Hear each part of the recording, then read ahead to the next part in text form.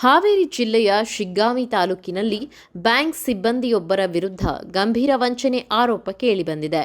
TV, fridge, mobile ಸೇರಿದಂತೆ ವಿವಿಧ ವಸ್ತುಗಳನ್ನು ಸಾಲದ ಮೂಲಕ ಕೊಡಿಸುವುದಾಗಿ ನಂಬಿಸಿ ಗ್ರಾಹಕರಿಂದ ದಾಖಲೆಗಳು ಹಾಗೂ ಒಟಿಪಿ ಪಡೆದು ಅವರ ಹೆಸರಿನಲ್ಲಿ ಸಾಲ ಮಾಡಲಾಗಿದೆ ಎಂಬ ಆರೋಪ ಕೇಳಿಬಂದಿದೆ.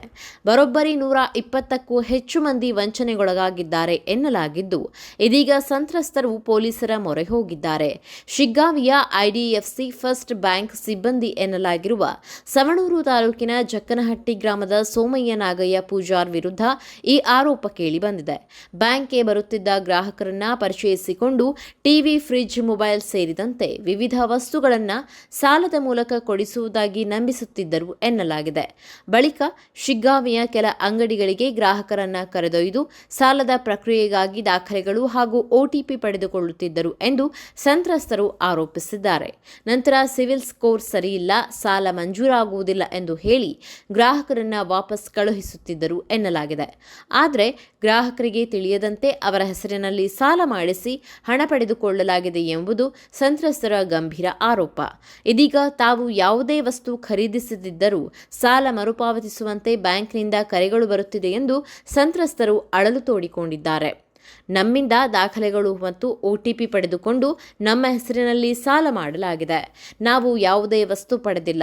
ಇದೀಗ ಸಾಲ ಕಟ್ಟುವಂತೆ ಬ್ಯಾಂಕ್ನಿಂದ ಕರೆ ಬರುತ್ತಿದೆ.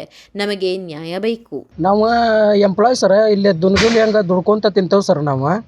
ನಮ್ಗೆ ಇಲ್ಲಿ IDFC ಒಳಗೆ ಒಬ್ಬ ಲೋನ್ ಮಾಡ್ತಿದ್ರು ಸರ್, ಲೋಕಲ್ ಸರ್. ಅವ್ರು ಫ್ರಾಡ್ ಮಾಡ್ಯಾರ ಸರ್. ಸೋಮಯ್ಯ ನಾಗಯ್ಯ ಪೂಜಾರ್ ಅಂತಂದು ಸರ್. ಅವ್ರು ನಮ್ಗೆ ಲೋನ್ ಮಾಡಿಸ್ಕೊಡ್ತೇವೆ ಅಂತಂದು ಫ್ರಾಡ್ ಆಗೈತೆ ಸರ್. ಅದು ಈಗ ನಮ್ದು ಒಂದು ಹಳೆ ಫೋನ್ ತೊಗೊಂಡಿದ್ದೇವೆ ಸರ್. ನಾವು ಹಳೆ ಫೋನ್ ತೊಗೊಂಡಿದ್ರ ಮ್ಯಾಗ ಅದನ್ನು ನಾವು EMI ಅದನ್ನು ಪೂರ್ತಿ ಕ್ಲಿಯರ್ ಮಾಡಿ NOC ತೊಗೋಬೇಕಂತಂದು ಅವ್ರ ಕಡೆ ಹೋಗಿದ್ದೀವಿ ರೀ. NOC ತೊಗೋಬೇಕಂತಂದು ಹೋದಾಗ ಅವರೆಲ್ಲ ಡಾಕ್ಯುಮೆಂಟ್ಸ್ ಅವನ್ನೆಲ್ಲ ನಮಗೆ ಇಸ್ಕೊಂಡು ಅವು ಲೋನ್ ತೊಗೊಂಡು ಹಿಂಗೆ ಫೋರ್ಜರಿ ಸಹಿ ಮಾಡಿ ನಮ್ಮ ಹೆಸರು ಮ್ಯಾಗ TV, ಫ್ರಿಡ್ಜ್ ತೊಗೊಂಡು ನಮಗೆ TV, ಫ್ರಿಡ್ಜು ಬಂದಿಲ್ಲ, ನಮಗೆ ಅಮೌಂಟು ಬಂದಿಲ್ಲ. ನಮಗೆ ಅವು ಹಿಂಗೆ ಫ್ರಾಡ್ ಮಾಡ್ಯಾರ ಸರ್. ಅವನ್ನ ನಿಮಗೆ ಯಾವಾಗ ಗೊತ್ತಾಗೈತ್ರಿ ಅದು ಫ್ರಾಡ್ ಮಾಡ್ಯಾರ ಅಂತ? ಸರ್ ಅವು ನಮ್ಗೆ ಈಗ 2 ತಿಂಗಳ ಮ್ಯಾಗ ನಮ್ಗೆ ಗೊತ್ತಾಗೈತೆ ಸರ್. ಅದು ಒಂದು ಕಂಪ್ನಿಯಿಂದ ನಮ್ಗೊಂದು ಕಾಲು ಬಂದಿಲ್ಲ, ಒಂದು ಮೆಸೇಜು ಬಂದಿಲ್ಲ ಸರ್. ಅವು ಈಗ 2 ತಿಂಗಳಾಗಿಂದ ಅವು ಕಾಲ್ ಬರೋ ಅಂಥವು, ಯಾಕೆ ಬರೋ ಅಂಥವು, ಏನು ಬರೋ ಅಂಥವು ಅಂತಂದು ಕೇಳಿದ್ರೆ ನಮ್ಗೆ ಅದು IDFC ಬ್ಯಾಂಕ್ನವ್ರಿಗೂ ಕೇಳಿದ್ರೆ ಹಿಂಗೆ ನಿಮ್ಮ ಲೋನ್ ಮ್ಯಾಗ ನಿಮ್ದು ID ಮ್ಯಾಗ ಹಿಂಗೆ ಸಿವಿಲ್ ಸ್ಕೋರ್ ಮ್ಯಾಗಿಂದ ಹಿಂಗೆ ನೋಡಿ ಫ್ರಾಡ್ ಆಗೈತೆ ರೀ, ಇದ್ರ ಮ್ಯಾಗ ಲೋನ್ ಅದಾವು ಇಷ್ಟು ನನ್ನ ಮ್ಯಾಗ 5 ಲೋನ್ ತೆಗ್ಸ್ಯಾರ ಅವ್ರು. ವಾಷಿಂಗ್ ಮಿಷಿನ್, TV, ಫ್ರಿಡ್ಜಿನ ಮ್ಯಾಗ ಲೋನ್ ತೆಗಿಸಿ ಅಮೌಂಟ್ ತಗೊಂಡು ಇದ್ರಾಗ ಅಂಗಡಿಯವರು ಶಾಮೀಲ್ ಅದಾರ, ಅವನು ಶಾಮೀಲ್ ಅದಾನ. ಇದ್ರಾಗ ನಾವು ಅಮೌಂಟು ತಿಂದಿಲ್ಲ, ನಮ್ಮ ಪ್ರಾಡಕ್ಟು ಬಂದಿಲ್ಲ. ಈಗ ನಮ್ಗೆ ಗ್ರಾಹಕರಿಗೆ ಹಿಂಗೆ ಮೋಸ ಆಗೈತೆ ಸರ್. ಇದು ಸರ್ ಅವ್ರು ಏನಂತಂತಂದ್ರೆ ಈಗ 1 ತಿಂಗಳಾಯ್ತು ಸರ್ ಅವ್ರನ್ನ ಹುಡುಕ್ಯಾಡ ಅಂತ. 1 ತಿಂಗಳಾಯ್ತು ಸರ್ ಅವ್ರು ಕಟ್ಟಿಲ್ಲ ಸರ್. ಅದನ್ನ ಅವ್ರು ಮೋಸ ಮಾಡಿ ಫ್ರಾಡ್ ಮಾಡಿ ಹೋಗ್ಯಾರ ಸರ್. ಅವರು ಬ್ಯಾಂಕಿನ ಸಿಬ್ಬಂದಿ ಏನಂತಾರೆ? ಅವರು ಬ್ಯಾಂಕಿನ ಸಿಬ್ಬಂದಿ ಅವ್ರಿಗೆ ಹೋಗಿದ್ದು ಕೇಳಿದ್ರೆ ಅವ್ರು ಅವ್ರು ನಮ್ಗೇನು ಸಂಬಂಧ ಇಲ್ಲ ರೀ, ಅವರು ನೀವು ಅವರು ತೊಗೊಂಡಿರಿ, ಅದನ್ನು ನೀವು ಕ್ಲಿಯರ್ ಮಾಡ್ಕೊರಿ, ನಮಗೇನು ಸಂಬಂಧ ಇಲ್ಲ ಅದಂತಂದು ಹಿಂಗೆ ಹೇಳಿ ಕಳಿಸ್ಯಾರ ಸರ್. ಹಿಂಗೆ ಮತ್ತೆ ಹಿಂಗೆ ಮೋಸ ಆದ್ರೆ ನಾವು ಗ್ರಾಹಕರು ನಾವು ಯಾರನ್ನ ಅಂತಂದು ಕೇಳ್ಬೇಕು ಸರ್.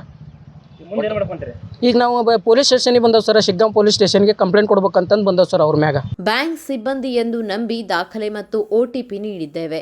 ನಮಗೆ ಯಾವುದೇ ವಸ್ತು ಅಥವಾ ಹಣ ಸಿಕ್ಕಿಲ್ಲ. ಆದರೆ ನಮ್ಮ ಹೆಸರಿನಲ್ಲಿ ಸಾಲ ಮಾಡಿರುವುದು ಗೊತ್ತಾಗಿದೆ. ಪೊಲೀಸರು ತನಿಖೆ ನಡೆಸಬೇಕು.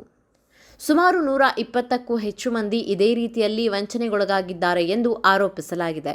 ಸಂತ್ರಸ್ತರು ಶಿಗ್ಗಾಂವಿ ಪೊಲೀಸ್ ಠಾಣೆಗೆ ದೂರು ನೀಡಲು ಮುಂದಾಗಿದ್ದಾರೆ.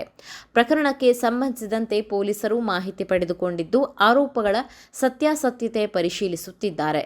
ಬ್ಯಾಂಕ್ ಸಿಬ್ಬಂದಿ ಹಾಗೂ ಸಂಬಂಧಿತ ಅಂಗಡಿ ಮಾಲೀಕರ ಪಾತ್ರದ ಬಗ್ಗೆಯೂ ತನಿಖೆ ನಡೆಯಬೇಕಿದೆ.